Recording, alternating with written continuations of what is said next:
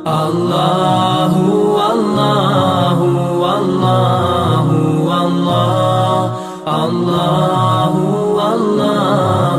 وكل بدعة ضلالة وكل ضلالة في النار. أعوذ بالله من الشيطان الرجيم. بسم الله الرحمن الرحيم. يا أيها الذين آمنوا اتقوا الله حق تقاته ولا تموتن إلا وأنتم مسلمون. يا أيها الناس اتقوا ربكم الذي خلقكم من نفس واحدة وخلق منها زوجها وبث منهما رجالا كثيرا ونساء. واتقوا الله الذي تساءلون به والأرحام إن الله كان عليكم رقيبا. يا أيها الذين آمنوا اتقوا الله وقولوا قولا سديدا يصلح لكم أعمالكم ويغفر لكم ذنوبكم ومن يطع الله ورسوله فقد فاز فوزا عظيما. وقال الله تعالى في موضع آخر: هل ينظرون إلا أن تأتيهم الملائكة أو يأتي ربك أو يأتي بعض آيات ربك. برادران اسلام، حاضرین جمعہ، پردہ نشی خواتین،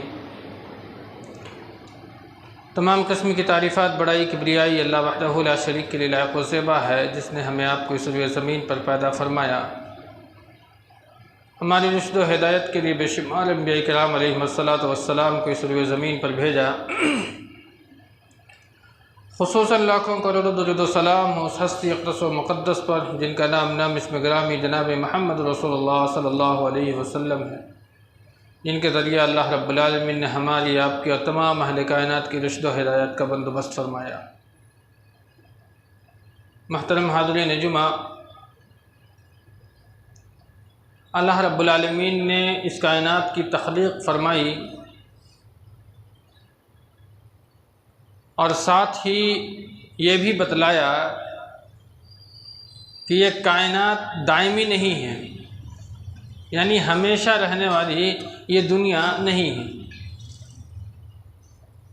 دنیا یہ عارضی شے ہے، اس لیے کہ بنانے والا نے خود کہا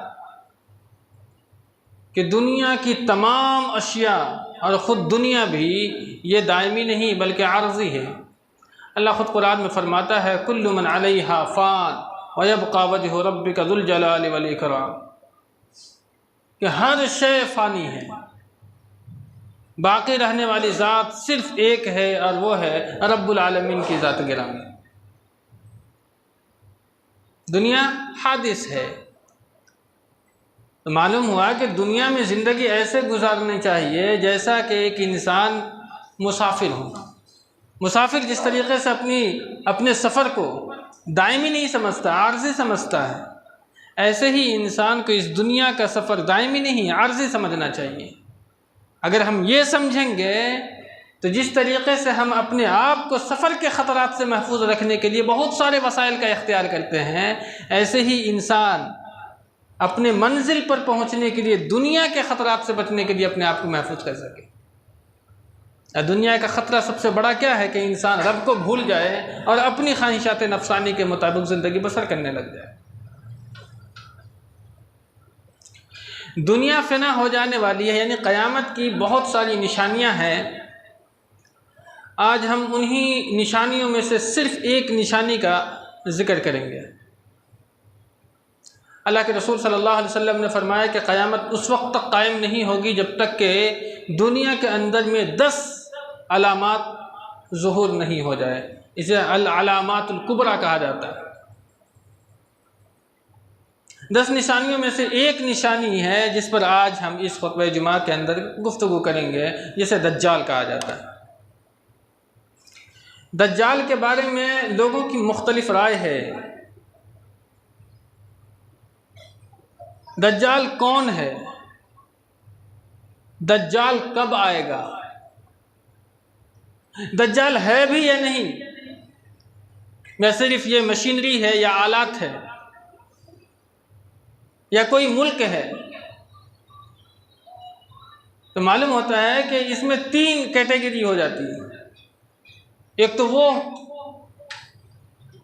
جس کا عقیدہ ہے کہ اللہ نے قرآن کریم میں اشارتاً اور حدیث مبارکہ میں اللہ کے رسول صلی اللہ علیہ وسلم نے صراحتاً اس بات کا ذکر فرمایا ہے، اور ہمارا ایمان ہے کہ دجال آئے گا۔ ایک دوسرا گروہ ہے،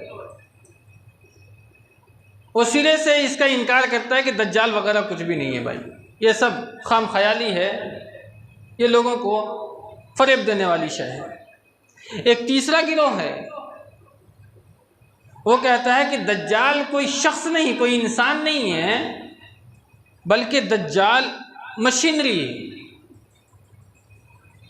جیسا کہ کہتے ہیں کہ موبائل بھی کیا ہے، یہ دجال ہے، اسے منکرین حدیث کہا جاتا ہے۔ وہ کہتے ہیں کہ موبائل کیا ہے، دجال ہے۔ بھائی کیوں دجال ہے؟ اس لیے کہ اس موبائل کے ذریعے سے بہت سارے فتنے رونما ہوں گے، اور ہو رہے ہیں۔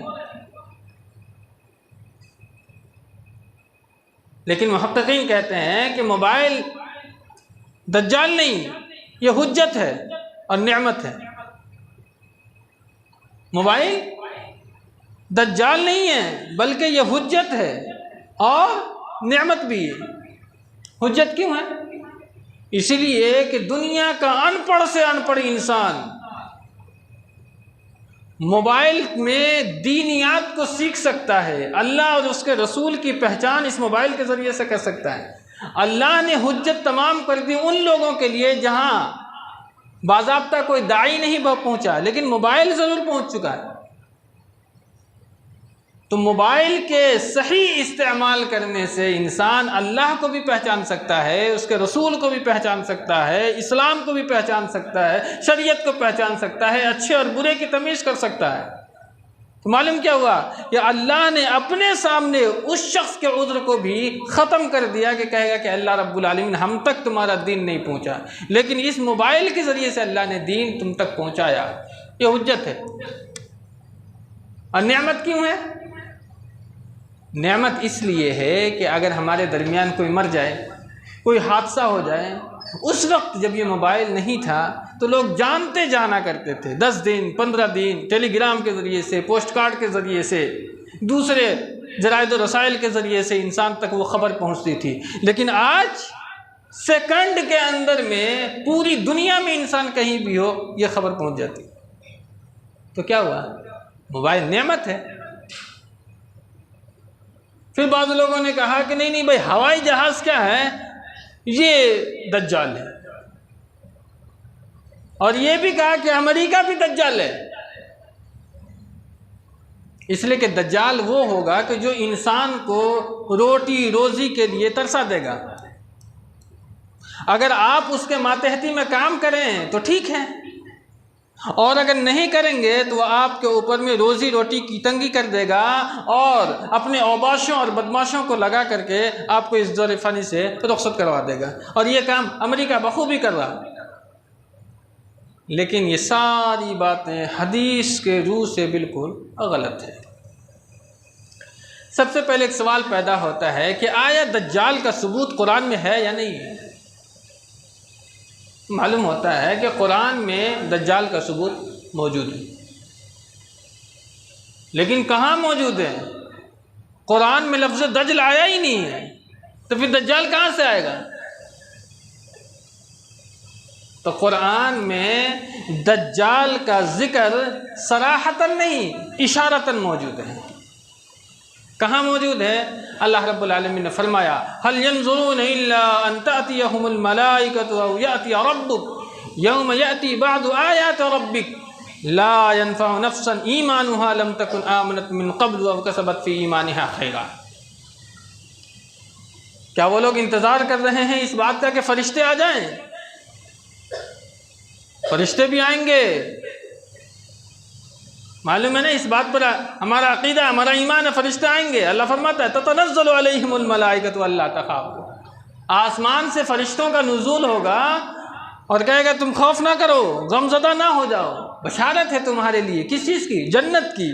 کس کو کہے گا؟ ان لوگوں کو جو ایمان والے ہوں گے۔ تو معلوم ہے کہ فرشتے آئیں گے۔ بعض لوگ یہ کہتے ہیں کہ فرشتے نہیں ہیں، فرشتے نہیں آئیں گے۔ جو انسان دنیا میں فرشتوں کو نہیں دیکھا لیکن اس کی موت اس وقت تک نہیں ہوگی جب تک وہ فرشتہ کو نہ دیکھ لے، ہے نا؟ وقال الذین لا یرجون لقاءنا لولا انزل علینا الملائکۃ او نرى ربنا۔ کافر لوگ کہتے ہیں کہ جو لوگ جن کا یہ عقیدہ ہے کہ ہم فرشتوں کو نہیں مانتے ہیں، لا یرجون لقاءنا، فرشتوں کی ملاقات کا کیا کرتے ہیں؟ انکار کر دیتے ہیں۔ لولا انزل علینا الملائکۃ او نرى ربنا، وہ کہتے ہیں اگر آسمان سے فرشتہ نازل ہوتا ہے تو ہمیں دکھائی کیوں نہیں دیتا؟ اللہ فرماتا ہے کہ دکھائی دے گا، اور جب دکھائی دے گا تمہارے پاس اس کا کوئی جواب نہیں ہوگا۔ یوم یرون الملائکۃ لا بشری یومئذ للمجرمین ویقولون حجرا مہجورا۔ جب انسان کی موت کا وقت قریب آتا ہے تو فرشتے وہاں پہنچتے ہیں۔ نساء کا وقت کیا ہوتا ہے؟ انسان کی آنکھیں کیوں کھلی رہ جاتی ہے؟ اس لیے کہ وہ ایسی شخص کو دیکھ لیتا ہے کہ انسان ہکا بکا رہ جاتا ہے، جس کی وجہ سے آنکھیں پھٹی کی پھٹی رہ جاتی ہیں، اور اس کی زندگی کا پورا کارنامہ اس کے سامنے کھل جاتا ہے۔ کیا حشر ہوگا وہ انجام بھی وہ شخص اپنی آنکھوں کے سامنے دیکھتا ہے۔ اس وقت وہ کہے گا وَيَقُولُونَ حِجْرًا مَّهْجُورًا، دور ہٹو دور ہٹو، لیکن وہ دور ہٹنے والی شے نہیں، وہ تو حکم الہی کی پابند ہے۔ اس لیے فرشتوں کا منکر نہیں، اس وقت تک موت نہیں آئے گی جب تک کہ تم فرشتوں کو نہ دیکھ لو۔ هَلْ يَنظُرُونَ إِلَّا أَن تَأْتِيَهُمُ الْمَلَائِكَةُ أَوْ يَأْتِيَ رَبُّكَ، یا تیرا رب آ جائے گا، رب بھی آئے گا، رب بھی آئے گا میدان حشر کے اندر۔ وَجَاءَ رَبُّكَ وَالْمَلَكُ صَفًّا صَفًّا، تیرا رب اور فرشتے صف بستہ۔ جب تیرا رب آئے گا تو فرشتے کیا ہو جائیں گے؟ صف بستہ کھڑے رہیں گے۔ مطلب یہ ہے کہ رب بھی آئے گا۔ یوم یاتی بعض آیات ربک لا ینفع نفسا ایمانها، یا تم اس بات کا انتظار کر رہے ہو کہ اللہ رب العالمین کی بعض نشانیاں تمہارے سامنے آ جائیں، اور ایسی نشانیاں آ جائیں جس وقت تمہارا ایمان ہی معتبر نہیں ہو۔ لا ینفع نفسا ایمانها لم تکن آمنت من قبل او کسبت فی ایمانها خیرا۔ اگر ایسی نشانیاں آ جائیں جس نشانیاں کے ظہور ہونے کے بعد تمہارا ایمان معتبر نہیں ہے، اس حدیث کی تشریح کرتے ہوئے اللہ کے رسول صلی اللہ علیہ وسلم نے مسلم شریف کی روایت میں موجود ہے کہ قیامت اس وقت تک قائم نہیں ہوگی جب تک کہ سورج مشرق کے بجائے مغرب سے طلوع نہ ہو جائے، اور جب تک زمین کو پھاڑ کر کے ایک جانور نہ نکل آئے، اور جب تک کانا دجال کا ظہور نہ ہو جائے۔ یہ تین نشانی بتلائی اللہ کے رسول نے۔ اسی آیت کریمہ کے ضمن میں آپ نے اس آیت کریمہ کی تفسیر فرمائی۔ اور یہ بھی جان لیں کہ اللہ رب العالمین نے جتنے بھی نبیوں کو بھیجا اس دنیا میں، وہ اپنے کلام کی تفسیر کرنے کے لیے بھیجا۔ جو بات عوام نہیں سمجھ پائے اس بات کو سمجھانے کے لیے اللہ نے اپنے نبیوں کا سلسلہ جاری و ساری فرمایا۔ ہم کیسے انکار کر سکتے ہیں دجال کا؟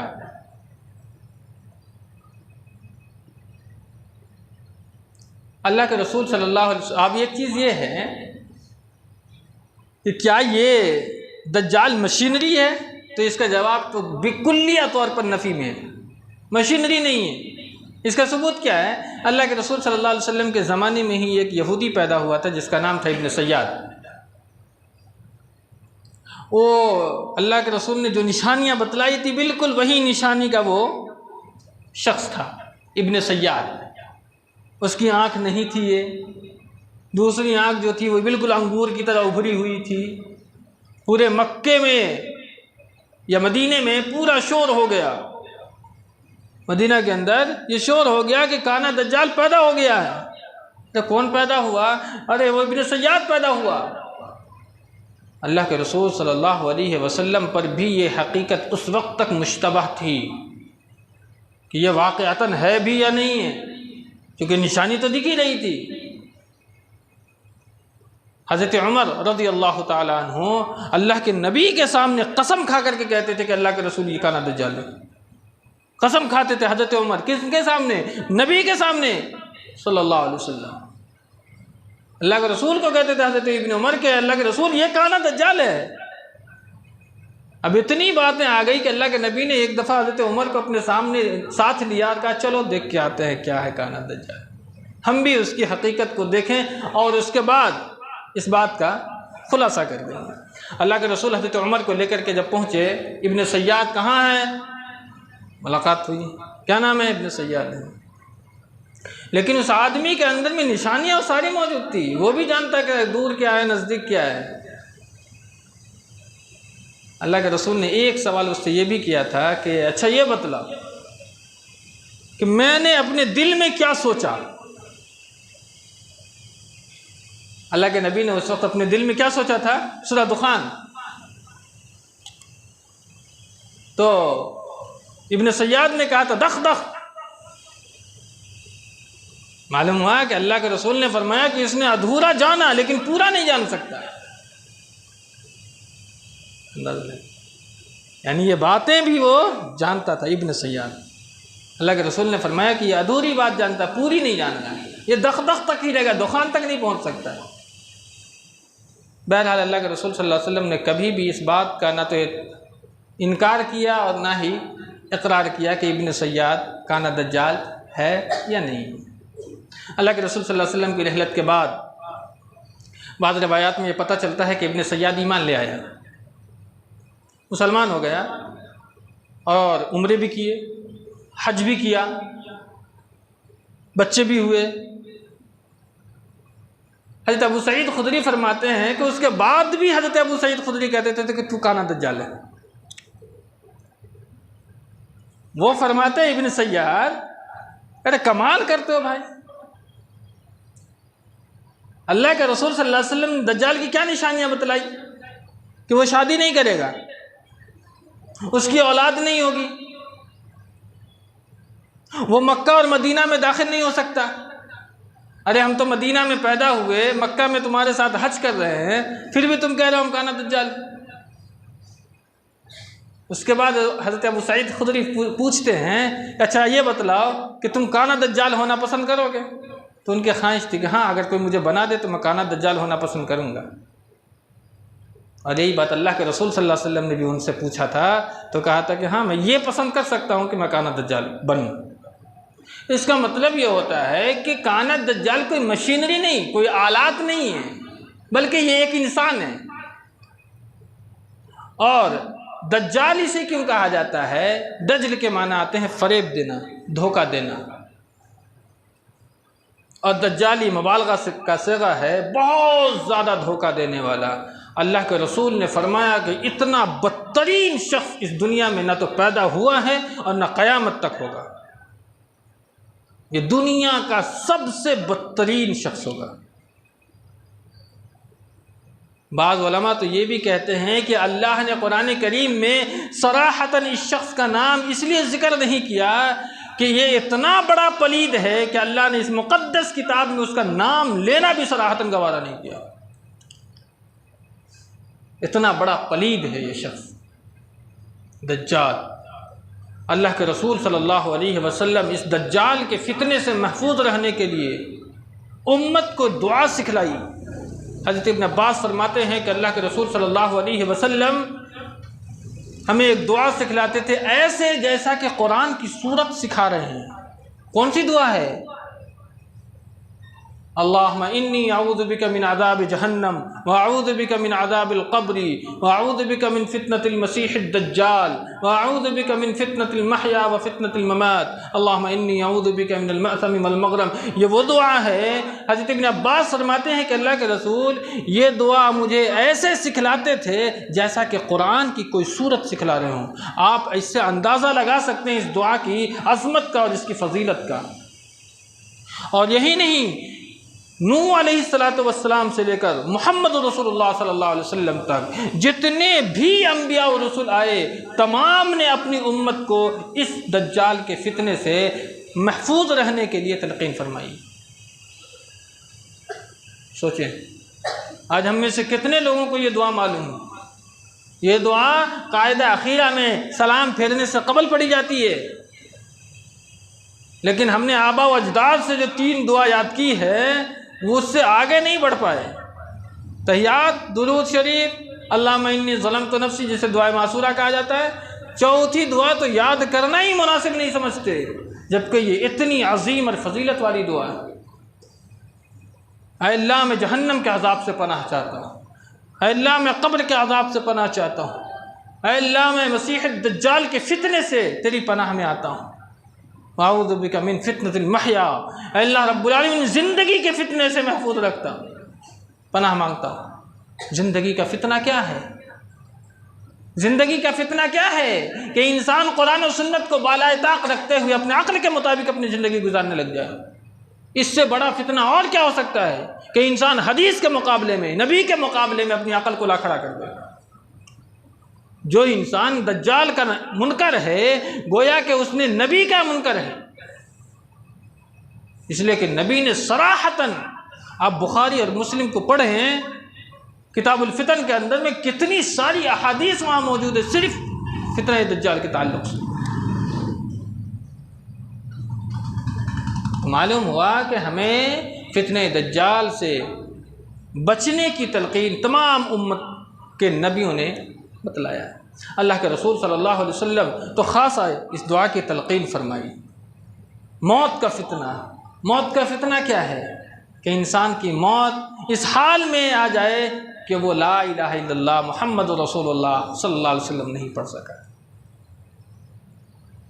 اگر انسان کی زندگی شریعت پر کاربند رہے گی، اسی شخص کو کلمہ لا الہ الا اللہ کی تلقین کا یہ توفیق ملے گی، موت کے وقت کلمہ لا الہ الا اللہ پڑھنے کا نصیب ہوگا۔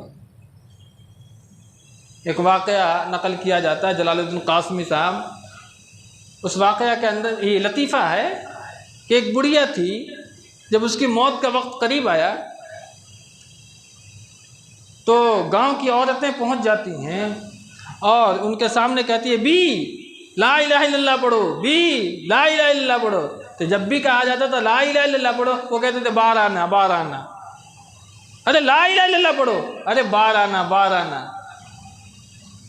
جب اس بات کو آپ پتہ لگائے گا کہ یہ بار آنا کیوں بولتی ہے تو معلوم ہوا کہ یہ زندگی بھر انڈے بیچتے رہی بار آنا، اس لیے موت کے وقت میں بھی اسے بار آنا ہی یاد رہا۔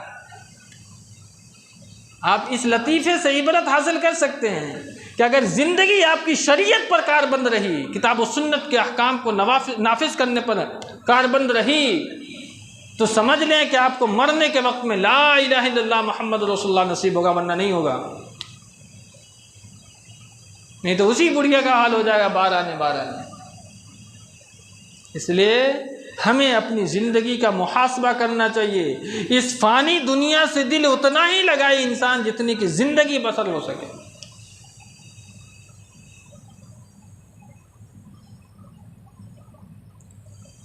کانا دجال پیدا ہو چکا ہے یا نہیں؟ تو کانا دجال پیدا ہو چکا ہے، ابھی باہر نکلا ہے یا نہیں؟ تو ابھی نکلا نہیں۔ اس کی دلیل ایک روایت میں آتی ہے، حضرت راشد فرماتے ہیں کہ استخر ایک ایران میں ایک شہر ہے جسے جب مسلمانوں نے فتح کیا تو اس وقت میں ایک پکارنے والے نے پکارا دجال آ گیا، دجال آ گیا، دجال آ گیا۔ تو اس وقت ایک صحابی حضرت جسامہ رضی اللہ تعالی عنہ، اس نے فرمایا کہاں کہاں دجال آ گیا؟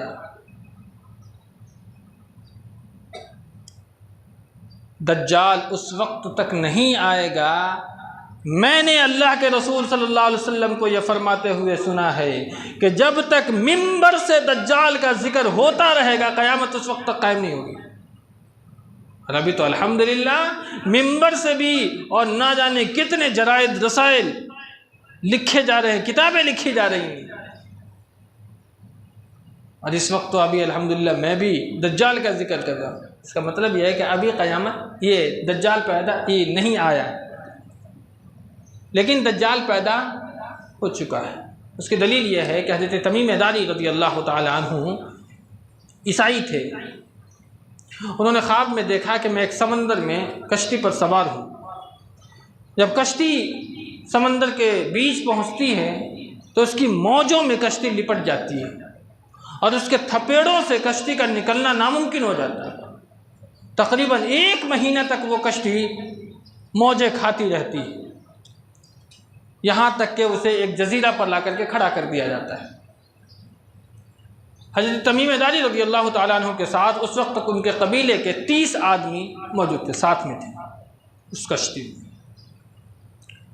تو جب اس جزیرے پر آپ اترے تو آپ نے دیکھا کہ ایک شخص ہے جس کے بڑے بڑے بال اور اس کی پونچھیں نکلی ہوئی ہیں، پونچھ نکلی ہوئی ہے۔ آپ نے دیکھا کہ یہ کیسا شخص ہے، بڑا خوفناک شخص۔ آپ نے پوچھا تم کون ہو؟ اس نے کہا کہ میں کانا دجال کا اسسٹنٹ ہوں۔ اچھا، کانا دجال کو دیکھنا چاہتے ہو؟ کہا کہ ہاں بالکل دیکھنا چاہتا ہوں بھائی، چلو دکھاؤ۔ تو وہ بڑے لمبے گھنے بال والا شخص اور پونچھ والا آدمی حضرت تمیم داری کو دجال کے پاس لے گیا، ایک دوسرے تخت کے پاس جہاں وہ زنجیروں میں جکڑا ہوا، حدیث کا الفاظ ہے کہ گردن سے لے کر کے پاؤں تک اسے زنجیروں میں باندھا گیا ہوا ہے، اس کے دونوں ہاتھ کو بھی زنجیروں میں جکڑا ہوا ہے۔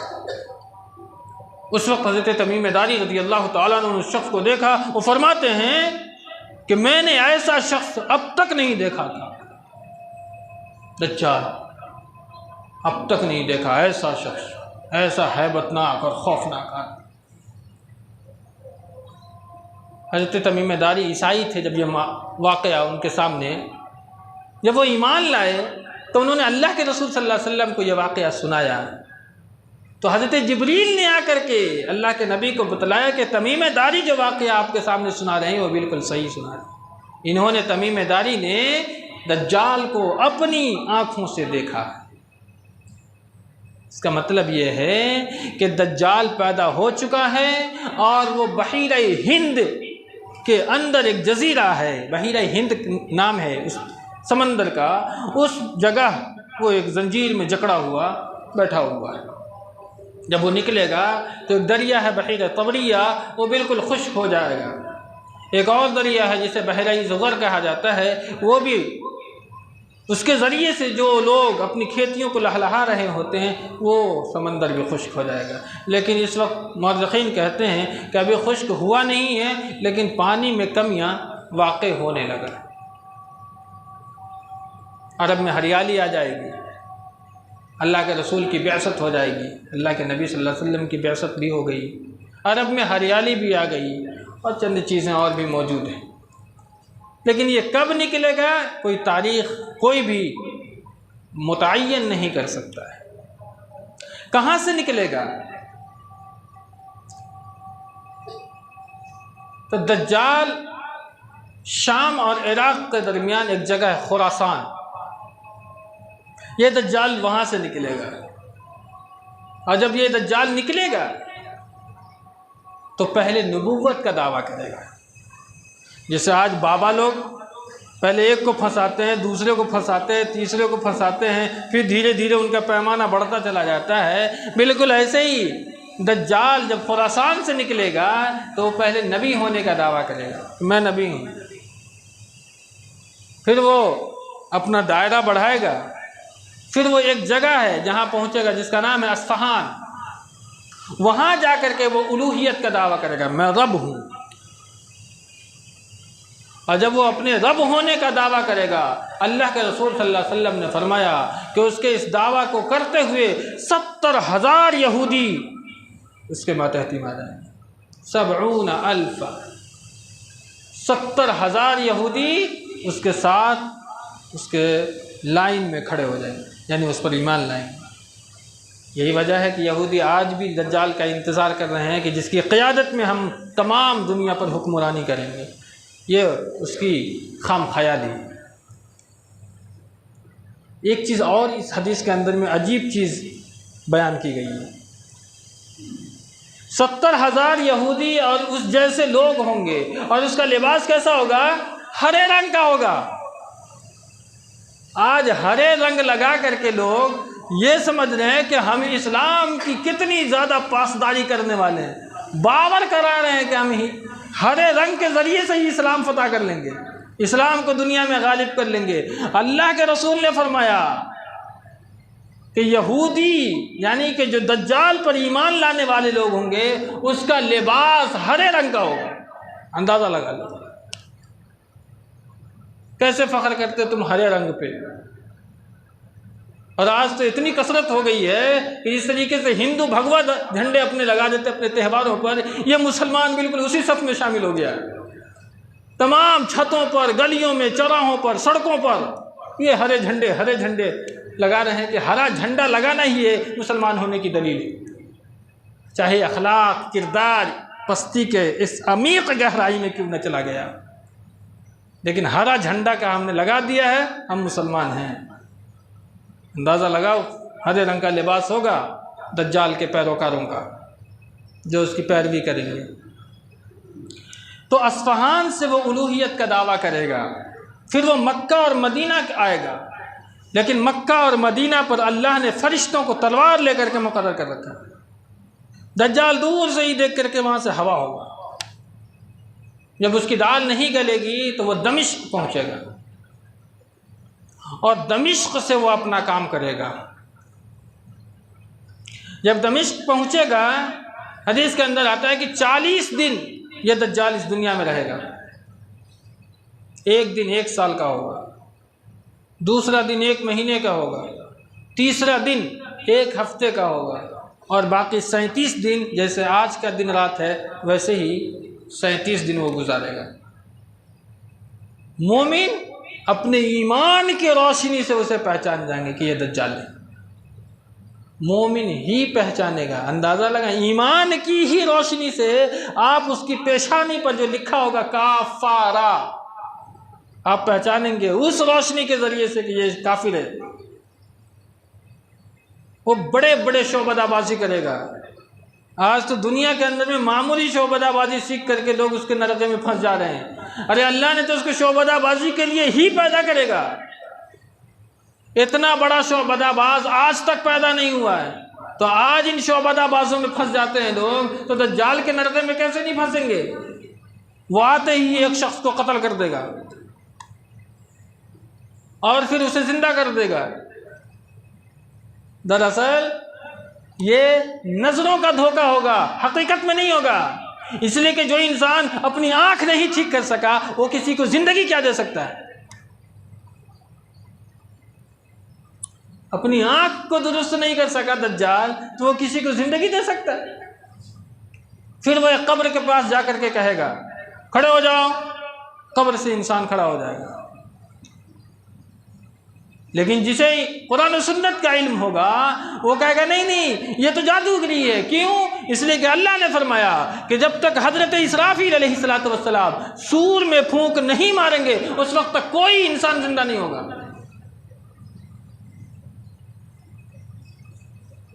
اور اس مٹی سے سب سے پہلے جو باہر آئے گی شخصیت وہ محمد رسول اللہ صلی اللہ علیہ وسلم کی ہوگی۔ لیکن جو ایمان والا نہیں ہوگا، جس نے قرآن و سنت کو سمجھا ہی نہیں، جس نے اس کے مطابق اپنی زندگی کو گزارا ہی نہیں، وہ کیسے سمجھ سکتا ہے کہ یہ دجال ہے؟ اس کے دائیں طرف جنت ہوگی، اس کے بائیں طرف جہنم ہوگی۔ جس کو کہے گا میرے اوپر ایمان لاؤ، نہیں لایا قتل کر دے گا، نار میں ڈال دے گا۔ وہ نار نہیں ہوگا، وہ جنت میں ٹہل رہا ہوگا۔ اور جو اس پر ایمان لائے گا اس کو جنت میں ڈال دے گا۔ وہ جنت نہیں، باغ نہیں، وہ آگ ہوگی، آگ۔ اتنی ساری وضاحت اللہ کے رسول صلی اللہ علیہ وسلم نے حدیث کے اندر میں کر دی ہے کہ اس طریقے کا وہ شخص موجود ہوگا۔ اتنی تفصیل بتلانے کی جمعہ کے خطبے میں امکان موجود نہیں، لیکن اشارتاً اتنی باتیں آپ کے درمیان بتلائی گئی۔ اللہ کے رسول صلی اللہ علیہ وسلم نے ایک نسخہ بھی بتلایا ہے کہ دجال کے فتنے سے کیسے محفوظ رہ سکتے ہو۔ اللہ کے نبی نے فرمایا کہ سورہ کہف کی تلاوت کیا کرو، دجال کے فتنے سے محفوظ رہو گے۔ کتنے لوگ ہیں جو آج جمعہ کے دن سورہ کہف کی فضیلت ہے، جو شخص جمعہ کے دن یا جمعہ کی رات میں اگر سورہ کہف کی تلاوت کرتا ہے وہ دجال کے فتنے سے محفوظ رہے گا۔ کتنے لوگوں نے تلاوت کی؟ قرآن سے دلچسپی نہیں، دین کو سیکھنے کی دلچسپی نہیں، دنیا کمانے کی اتنی ہوڑ لگی ہے کہ انسان قرآن و سنت سے کوسوں دور ہو چکا ہے. بڑا افسوس ہے. اور پھر بھی کہتے ہیں کہ اللہ نے عذابات کے اندر میں مبتلا کر دیا. ارے تمہیں جوتے نہیں پڑیں گے تو کیا پڑیں گے؟ تمہیں 24 گھنٹے اپنی زندگی گزارنے کا وقت موجود ہے، لیکن تمہیں اللہ کے لیے 1 گھنٹہ نکالنا منظور نہیں ہے. اور تم چاہتے ہو کہ اللہ ہمیں سربلندی دے، غلبہ عطا کرے. اس امت پر ایسے ایمان سے جس کو اللہ پر توکل ہی نہیں، بھروسہ ہی نہیں، دنیاوی اسباب اور اس کے وسائل پر اتنا بھروسہ کر لیا ہے کہ اللہ پر توکل ہی ختم ہو چکا ہے. یہ عقیدہ ہو چکا ہے کہ جب تک کوئی اسباب نہ ہو، جب تک اس میں ہم 24 گھنٹہ نہ لگے رہے ہیں، اللہ کے لیے اگر 1 گھنٹہ نکال دیں گے اسباب میں کمی آ جائے گی. تم کیا اللہ پر بھروسہ کرو گے؟ یہی تو شرک ہے کہ اللہ پر بھروسہ چھوڑ کر کے اسباب پر بھروسہ کرنے لگ جائے. یہ کیا ہے؟ انسان قرآن سے اتنا دور ہو گیا ہے، جبکہ قرآن تمہارے لیے حجت بنے گا. القرآن حجت لک و علیک، یا تمہارے خلاف حجت بن کر کے کھڑا ہوگا. یہ یاد رکھو. جس طریقے سے تم نے قرآن سے دوری کی ہے، دنیا میں بھی ذلیل اور آخرت میں بھی تو ذلت و رسوائی ہوگی ہی. اس لیے کہ یہ قرآن جب تمہارے خلاف کھڑا ہوگا کہ اللہ رب العالمین اس نے اپنے طاقتوں میں سجایا تو تھا، لیکن ایک بھی دن اس نے ہمیں اٹھا کر کے نہیں دیکھا، ہماری ایک بھی آیت کریمہ کی تلاوت نہیں فرمائی. اس دن تمہارے سامنے اللہ کے سامنے عذر پیش کرنے کا کوئی موقع نہیں ملے گا. اس لیے اب بھی وقت ہے، آ جاؤ اللہ کی طرف، آ جاؤ، اپنے آپ کو اللہ کے قریب کرو، اپنے گناہوں کی توبہ کرو اللہ رب العالمین سے، استغفار طلب کرو، اللہ سے رشتہ مضبوط کرو، قرآن سے رشتہ مضبوط کرو. اللہ تمہارے بیتے دن کو ختم کر دے گا اور اچھے دن تمہاری زندگی میں لائے گا. یہ اللہ کا وعدہ ہے. اللہ فرمایا قرآن کی سورہ کہف کی تلاوت کرو، دجال کے فتنے سے محفوظ رہو. دجال کا اتنا بڑا فتنہ آئے گا، اتنی بڑی فضیلت تمہیں بتلائی گئی، لیکن سورہ کہف معلوم ہی نہیں. آپ اس میں پڑھو گے تو 4 ایسی چیزیں اللہ نے بیان فرمائی ہے جو دنیا کا سب سے بڑا فتنہ ہے. ترجمہ تو پڑھ کے دیکھو. اصحاب کہف کے ان 7 یا 8 لوگوں کا جو واقعہ ہے، اقتدار جب انسان کے پاس آتا ہے تو نشے میں چور ہو جاتا ہے. یہی اقتدار کا تو نشہ تھا جب ان لوگوں کو مارنے کی، سولی پہ چڑھا دینے کی، پھانسی پر دینے کی، اقتدار میں نشے میں آ کر کے اس بادشاہ نے حکم دیا تھا، لیکن اللہ نے اس کی حفاظت فرمائی، 300 سال تک سلا دیا. آگے جاؤ گے تو انسان مال کی وجہ سے بہت فخر محسوس کر رہا ہے، میں مالدار ہوں. اس میں 2 دوستوں کا ذکر ہے، غریب کا، ایک مالدار کا. مالدار کہتا ہے چلو میں اپنے باغ کا تمہیں سیر کرواتا ہوں، یہ ہے، وہ ہے، نہریں ہیں، فلاں ہے.